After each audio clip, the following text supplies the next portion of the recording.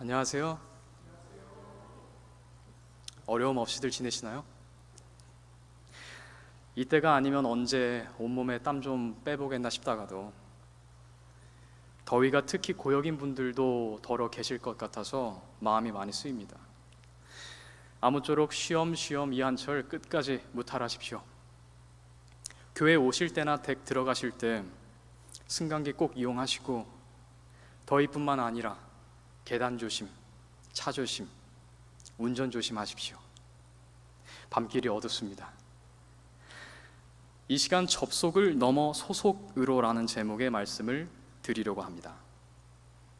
본문은 민수기 21장에서 25장을 두루 살펴주십시오. 제목의 가급적 설교의 핵심을 반영하려고 하니까요, 제목만 기억하고 들어가셔도 좋겠습니다. 민수기는 가나안에 진입할 백성의 수를 2번 센 역사라는 말씀 드렸습니다. 그 2번의 인구조사 사이에 믿음 없이 범죄한 출애굽 첫 세대가 광야에서 끊어질 때까지 3번의 대대적인 범죄가 있었어요. 무엇이 그 일들을 촉발시켰죠? 열 정탐꾼의 불신 어린 보고, 고라의 반역, 발람의 계략이 방아쇠가 되었습니다.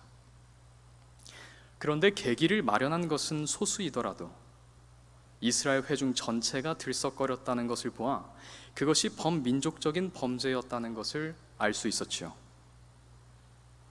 40년 가까이 지나 다시 한번 가나안 땅을 앞둔 이스라엘은 음행과 우상 숭배의 죄에 빠뜨린 배후에는 술사 발람이 있었습니다. 우리는 이 인물을 짚고 넘어갈 것입니다. 발람 에피소드는 주술사 발람이 모압 왕 발락의 사신들을 맞이하면서 시작됩니다. 그것은 승승장구하던 주술사가 자신의 경력에 결정적인 오점을 남기게 될 의뢰였어요.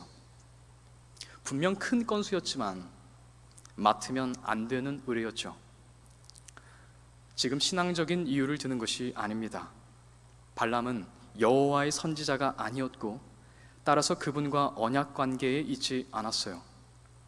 그것은 순전히 직업인으로서 잘못 맡은 의뢰였어요. 이 일로 당대의 이름난 주술사는 죽게 됩니다. 의뢰의 정황은 다음과 같아요. 22장 2절에서 6절입니다. 십볼의 아들 발락이 이스라엘이 아모리인에게 행한 모든 일을 보았으므로 모압이 심히 두려워하였으니 이스라엘 백성이 많음으로 말미암아 모압이 이스라엘 자손 때문에 번민하더라. 그가 사신을 부올의 아들 발람의 고향인 강가 브돌에 보내어 발람을 부르게 하여 이르되, 보라, 한 민족이 애굽에서 나왔는데 그들이 지면에 덮여서 우리 맞은편에 거주하였고 우리보다 강하니 청하건대 와서 나를 위하여 이 백성을 저주하라. 내가 혹 그들을 쳐서 이겨 이 땅에서 몰아내리라. 그대가 복을 비는 자는 복을 받고 저주하는 자는 저주를 받을 줄을 내가 알미니라. 모압이 두려워하고 번민했다고 합니다. 이것도 참 놀라운 부분이에요. 모압은 요단 동편에서 엄연히 한 세력 떨치고 있던 민족이었습니다.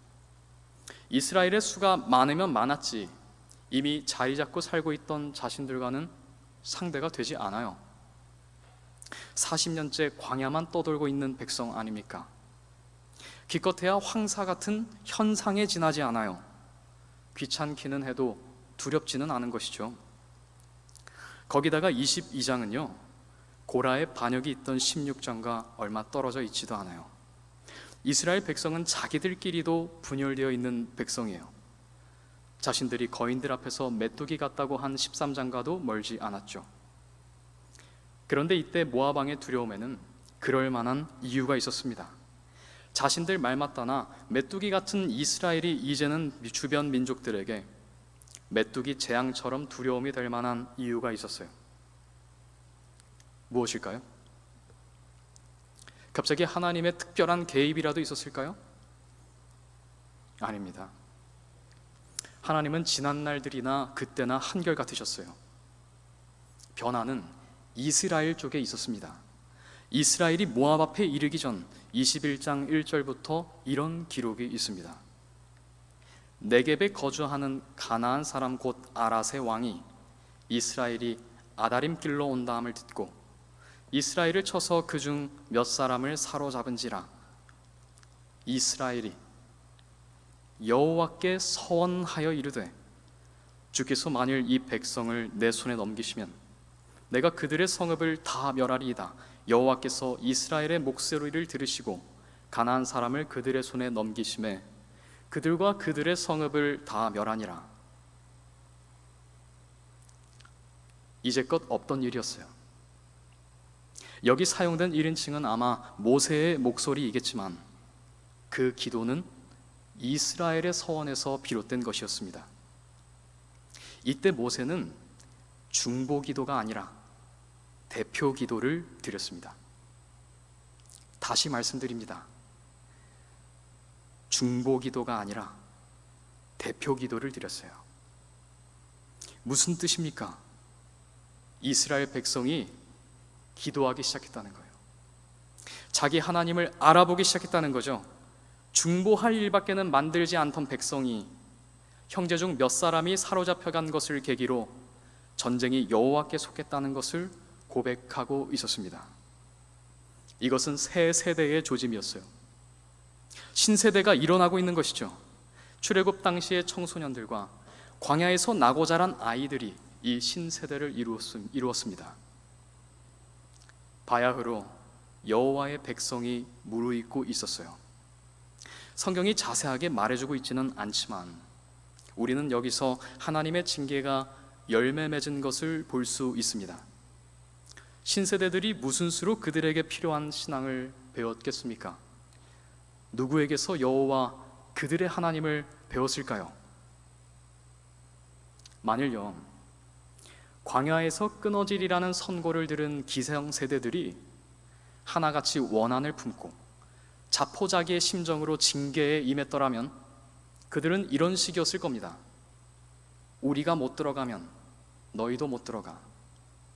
우리 없이 너희가 잘 되나 보자.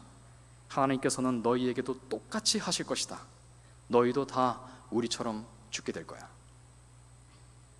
그들의 양심이 이 지경으로 굳어진 상태였다면 하나님께서는 진작 그들을 잠들게 하셨을 것입니다. 어린 세대는 그 기세에 짓눌렸겠죠. 그런데 그들 중에 분명 마음을 돌이켰던 분들이 있었을 거예요. 우리는 못 들어가지만 너희는 꼭 그 땅을 보아야 해. 우리가 다 끊어져도 여호와께서 너희와 함께 하신다. 그분께서 우리의 죄를 담당하시고 우리는 그분의 징계를 신뢰한다. 하나님의 징계는 반드시 평강의 열매를 맺고 너희는 그 열매를 누리게 될 거야. 저는 확신해요. 하나님의 징계는 이유 없는 형벌이 아니니까 분명히 그들 중에 다음 세대를 위한 교사로 마음을 돌이킨 분들이 계셨을 것입니다. 그런 어른들이 계셨기 때문에 그 덕분에 모세와 같고 여호수아 같고 갈렙 같은 얼마 있지 않아 요단 동편 아모리 족속의 땅을 점령할 용사들이 일어날 수 있었던 것 아닐까요? 오늘날에도 말이죠, 각 세대가 이런 태도로 일관한다면 하나님께서는 우리를 최대치의 복으로 채우실 것입니다. 어려서는 부모 세대의 신앙 유산을 흡수하는 데 집중하고 장성에서는 이제껏 겪은 실수와 실패를 교훈 삼아 자녀 세대를 격려한다면 우리 공동체는 성장할 수밖에 없어요. 그렇게 이스라엘의 신세대가 일어났습니다. 그것은 가나안 정복의 맛보기였고 신호탄이었어요. 노예살이하다 빠져나와 어리둥절해하던 백성이 여호와께서 그들의 인솔자가 되신다는 것을 알아보기 시작한 것입니다. 소속감을 갖기 시작했어요. 여호와의 백성으로서 말이죠. 그 승리는 또 다른 승리로 이어졌습니다. 그러니까 모압 왕이 두려워했던 것입니다. 자기들을 메뚜기처럼 왜소하게 여겼던 민족이 이제는 메뚜기 재앙보다도 견고하게 진을 치고 있었으니까요. 더군다나 이스라엘은 이전에 모압 왕이 땅을 빼앗겼던 아모리 족속을 쳐서 그들의 땅을 점령한 뒤였거든요. 모압 입장에서는 그들의 원수보다 강한 민족이 나타난 것이죠. 내 자손이 하늘의 별들과 같이 많아질 것이라는 아브라함 언약의 성취가 모압 왕에게는 위협받게 되지 않았습니다. 그래도 그는 무력으로 이스라엘을 적대할 수는 없으리라는 것을 간파해낼 정도는 되었던 것 같아요. 이스라엘을 품고 있는 여호와의 영을 대적하기 위해 주술사를 데려오지 않았습니까? 짚고 넘어가야 할 부분이 있습니다. 일단 발람은 하나님의 선지자가 아니에요. 많이들 헷갈리실만 해요. 왜냐하면 그의 입을 통해서 그 어떤 이스라엘 선지자들과 견주어 봐도 빠지지 않을 만큼 웅장하고 아름다운 축복과 예언이 흘러나왔기 때문입니다. 그에 대한 기록은 민수기 22장에서 24장까지 3장에 걸쳐 소개되고 있어요. 분량도 상당하고 심지어 본인도 자신을 일컬어 하나님의 말씀을 듣는 자, 전능자의 환상을 보는 자라고 말하기 때문에 하나님의 선지자이긴 선지자인데 불의의 삭슬을 사랑한 선지자인가 보다 여겨지기도 해요. 그러나 그렇지 않습니다. 그 자신의 진술과는 달리 성경은 발람을 선지자라거나 하나님의 사람이라고 일컫지 않고 단지 술사라고만 말하고 있습니다.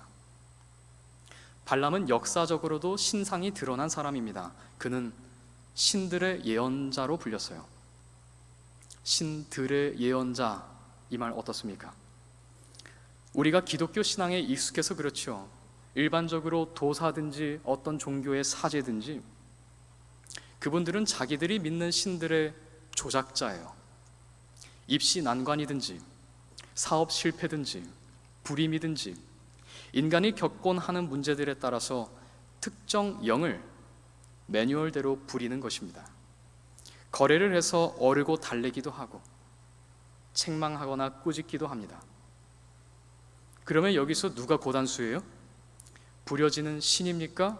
아니면 그 영을 부리는 술사입니까? 술사가 우위에 있죠. 재물을 바치는 것도 그 신을 진심으로 공경해서가 아니라 얻어내야 할 무엇인가가 있기 때문이에요. 발람은 저 북쪽 메소포타미아 브돌 사람이었습니다. 그의 명성은 모압 왕도 알 만큼 자자했어요. 그만큼 그가 조작하지 못할 영은 없었다는 것이겠죠.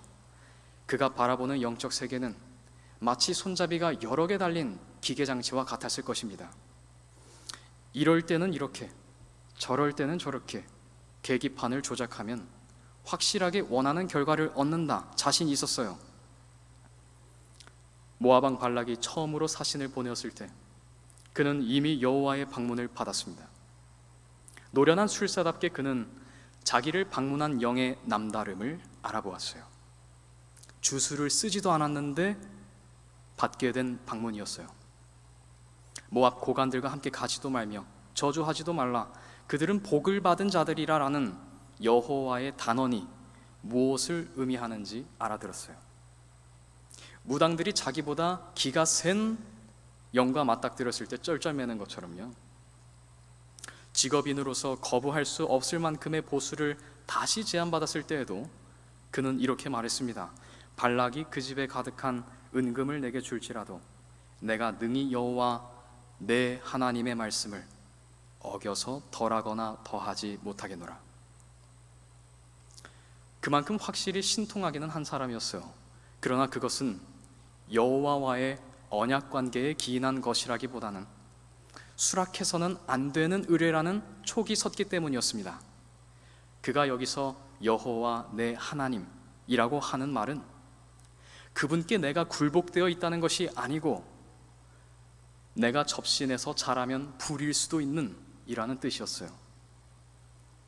시편의 나의 하나님과는 사뭇 다른 느낌이죠. 여호와는 나의 목자시니 내가 부족함이 없으리로다. 어린 양이 어디로 인도하시든지 내가 따르리로다 하는 신앙이 아니고 키워서 털도 깎고 고기도 얻을 내 어린 양으로서의 소유격입니다. 오늘 제목 접속을 넘어 소속으로가 여기 그의 사례에서 나왔습니다. 성도 여러분, 발람은요, 여기 모인 우리 중 어느 누구보다도 하나님과 긴밀히 만나본 사람이었어요. 그는 전능하신 분의 환상을 보았어요. 그의 입에서 이스라엘을 향한 가장 아름다운 축복이 흘러나왔어요. 그런데 그 만남이 접속 수준을 넘어서지 못했어요. 그러니까 그 많은 영적 복을 받고서 어떻게 돌변하였습니까? 지식은 가득한데 여호와께 소속되지는 않으니까 가장 효과적인 적대자가 되었습니다. 누구도 그만큼 효과적으로 이스라엘의 배도를 만연하게 할 수 없었어요. 만일 어떤 의사가 우리에게 우호적이지 않고 나아가 악의를 가지고 있다고 생각해 보세요. 그러면 그는요, 누구보다도 우리를 효과적으로 해칠 수 있는 사람이 됩니다. 왜요? 생명이 어떻게 돌아가는지 원리를 다 아니까 반대로만 하면 되는 것이죠. 이 혈자리 이렇게 맞고 이곳을 이렇게 끊으면 금방 숨 끊어지겠구나 아는 것이죠. 아니나 다를까 그는 어떠한 사술이나 점술도 이스라엘을 저주할 수 없다는 것을 깨닫고서는 일찍이 어느 원수국가도 내본 적 없는 계략을 내게 됩니다. 여호와와 이스라엘의 언약 관계를 응용한 계략이었어요. 사악했습니다. 여호와의 보호를 해제시킬 수 없다면 이스라엘이 여호와께 진노가 되게 하면 되지 않겠는가? 그들이 가장 취약한 지점이 무엇일까? 그들로서는 목격한 적 없는 충격적인 쾌락에 빠뜨리자 이스라엘에는 죄악적인 유흥이랄 게 없었습니다. 있을 수가 없죠. 그러다 보니 관능적인 것, 정욕을 자극하는 것들 없이 그들은 지내왔습니다. 그런 그들이 요염한 여자들을 따라 나서서 보게 된 바울 숭배 광경과 참여적인 제의는 정신이 혼미해지는 그야말로 신세계였을 것입니다. 이 배도에 가담하여 죽은 자가 24,000명이 넘어요. 이게 누구 머리에서 나왔다고요? 발람, 전능자의 환상을 본 자요, 그 자에게서 나왔습니다. 뭔가를 아는 데는요, 이렇게 책임이 따라요. 더군다나 영적 지식은 살고 죽는 일을 갈라놓습니다.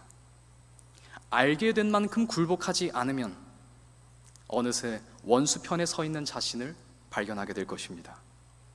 이런 일이 발람처럼 두드러지는 경우가 아니더라도 빈번하게 일어나요. 적용되지 않은 지식은 위장에 얹힌 음식보다도 해롭습니다. 이제 왜 발람이 여호와의 선지자일 수 없는지 아시겠죠? 발람은 여호와의 계시를 받은 것이 아니라 단지 여러 영들 중 하나로서 여호와와 접신했을 뿐이었습니다. 헌신된 입장에서가 아니라 손잡이 하나를 조작하고 있을 뿐이었죠. 이스라엘에 운행하는 영 여호와께 접속한 것이지 소속된 것은 아니었어요. 이에 비해 이스라엘은 투박하기는 해도 여호와께 소속되어 있었습니다. 그들은 아무리 허물이 많아도 여호와께서 품으시고 훈련시키시는 독특한 백성이었습니다. 그 백성이 아브라함 때부터 여호와 하나님과 어떤 관계를 맺고 있는지 알았더라면 발람은 이스라엘을 저주하러 가는 그 길이 죽으러 가는 길이라는 것을 못 박아 알았을 것입니다. 그러나 그의 습성대로 신들을 조작하려는 버릇이 슬그머니 일었고 여호와께서 내게 무슨 말씀을 더 하실는지 알아보리라는 모험을 하게 되었습니다. 분명하게 계시된 하나님의 말씀에 우리는 토를 달아서는 안 됩니다. 그분께서 어디까지 허용하실지 시험해서는 안 됩니다. 이 일들은 우리에게 분명한 경고로서 기록되어 있습니다. 그리고 하나님께서는 이전과는 다른 대답을 주셨어요. 그 사람들이 너를 부르러 왔거든 일어나 함께 가라. 좀 이상하죠? 이 대목을 어떤 사람들은 발람과 같은 관점으로 이해해서 야, 이게 통하는구나, 하나님께서 그분의 뜻을 돌이키셨다고 이해합니다. 그러나 그렇지 않아요. 하나님께서는 이미 이스라엘에게 주신 복이 확실함을, 어느 누구도 그것을 철회할 수 없음을 분명히 하셨습니다. 그러나 각 사람의 뜻을 강제하지 않으시는 분께서는 발람이 기어이 가고자 한다면 그것을 오히려 선을 위한 도구로 사용하셔서 모압에 크나큰 선물을 주고자 하셨습니다. 그러나 가더라도 말이죠, 내가 내게 이르는 말만 준행할지니라. 여기서 발람이 모압 백성을 위한 전도의 강사로 임명됩니다. 이스라엘 사람 하나 없는 그곳에서 여호와 하나님께서는 홀로 전도회를 치르셨습니다. 그것은 발람 자신에게도 또 모압에게도 측량할 수 없는 복이 될 것이었습니다. 그들은 여호와가 사람에게 좌지우지 될 수 없는 영이며 그분이야말로 참으로 하나님 되심을 알게 될 것이었습니다. 사실 모압도 진작에 여호와 신앙의 기회를 갖지 않았습니까? 아브라함과 동행했던 룻의 자손이니까요. 그런데 이제는 그저 그모스라는 우상의 백성으로 불릴 뿐이었습니다. 무심코 지나갈 수 있는 부분이지만요, 중요한 이야기입니다. 성경에서 여호와를 하나님으로 알 기회 없이 그저 버려진 백성은 없어요. 에돔은 이삭의 아들 에서의 자손이고요, 미디안은 아브라함이 후처 그드라에게서 얻은 자손이고요, 아수르에는 요나가 파송받았고 바빌론에는 다니엘과 세 친구가 있었으며 페르시아에는 모르드게와 에스더가 있었습니다. 하나님은 그런 분이세요. 하나님의 백성은 언제나 전도적인 백성이었어요. 여호와는 이스라엘만의 하나님이 아니셨습니다. 그분은 민족신이 아니고 전쟁신은 더더욱 아니셨습니다. 그분은 어느 민족 누구에게나 접촉점을 늘려가셨어요. 고대 근동은 신들이 판치는 세계였습니다. 어느 나라나 자기들의 신을 모셨어요.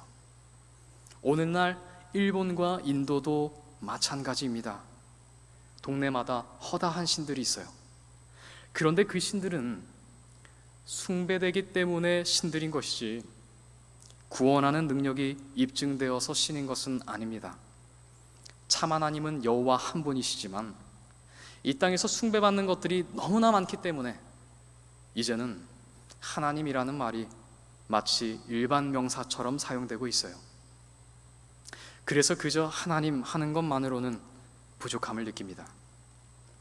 야훼인지 여호와인지 우리는 그분의 이름조차 정확하게 발음하지 못하지만 아무튼 예수 그리스도께서 계시하신 그 아버지를 우리는 하나님으로 고백합니다.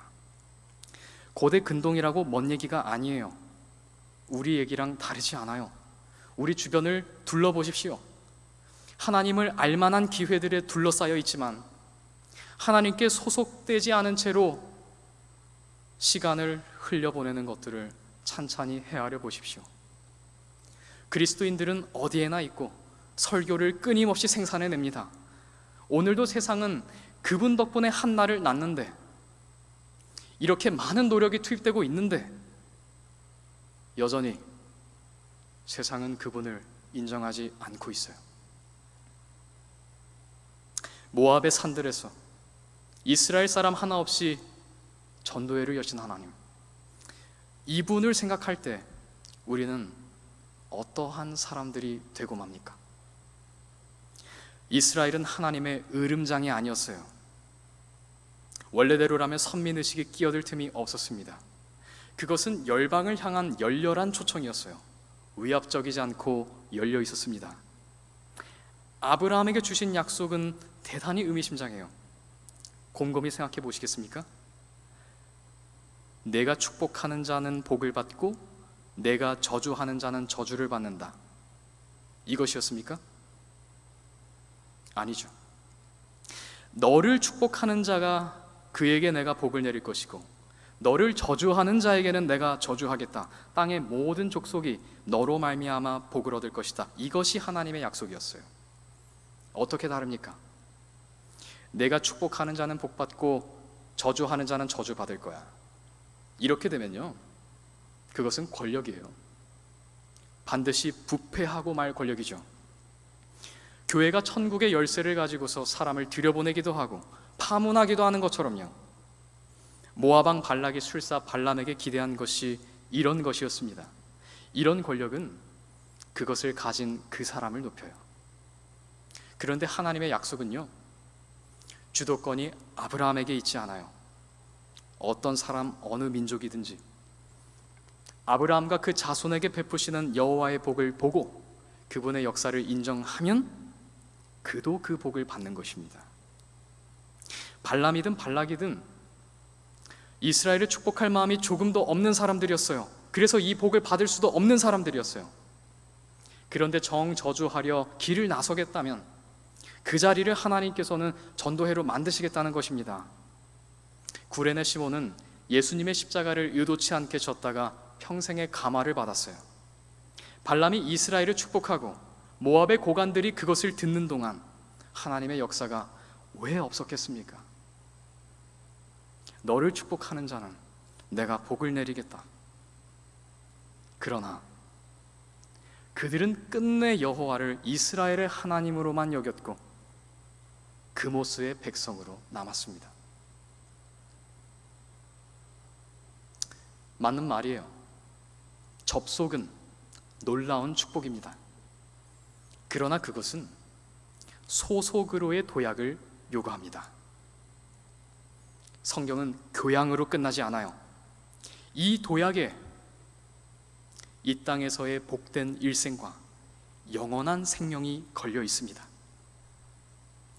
듣고 알고 끝내시면 안 돼요. 진지하게 취급하는 자는 그것을 받을 것입니다. 그리고 어중간하게 가르쳐줘서도 안 돼요. 그는 영원히 다시는 예수님에 대해 정확히 알지 못한 채 곁을 스쳐 지나가게 될지도 모릅니다. 새 세대가 일어났다는 말씀 드렸습니다. 이스라엘의 바알 숭배를 방조한 지도자들과 또 거기 가담한 자들은 죽임을 당했습니다. 온 회중이 슬픔에 잠겨 있을 때 참남되게도 시므온 가문의 지도자 하나가 미디안 족장의 딸을 데리고 막사에 들어갔어요. 음행 때문에 지도자들이 죽어나가는데 또 여자를 데리고 들어온 것입니다. 모세도 너무 어처구니가 없어서 어쩌지 못하고 있는데 아론의 손자 엘르아살의 아들 비느하스가 손에 창을 들고 들어가 그들의 배를 꿰뚫어 버렸어요. 시내산 밑에서 금송아지 배도가 일었을 때 아론은 갖지 못했던 마음이었죠. 비느하스의 창, 그것은 훗날 성전을 정결케 하신 예수님의 채찍과도 같이 주의 전을 위한 열성에 삼켜진 자의 것이었습니다. 음행과 배도의 물결이 여기까지만 닥치고 더는 오지 못하리라 외치는 서슬퍼런 파수꾼의 것이었어요. 여기 이스라엘이고 배도에 호락호락 당하지만은 않는다는 것을 말해줄 다음 세대가 일어난 것입니다. 여호와께 소속된다는 것은 단적으로 말해 이런 것입니다. 여호와의 마음에 동조되어서 그분의 열망으로 열망하고 그분의 질투로 질투하는 것이죠. 이 일이 있고서 이스라엘은 가나안의 상속자들이 될 이들로서 두 번째 인구조사를 받았습니다.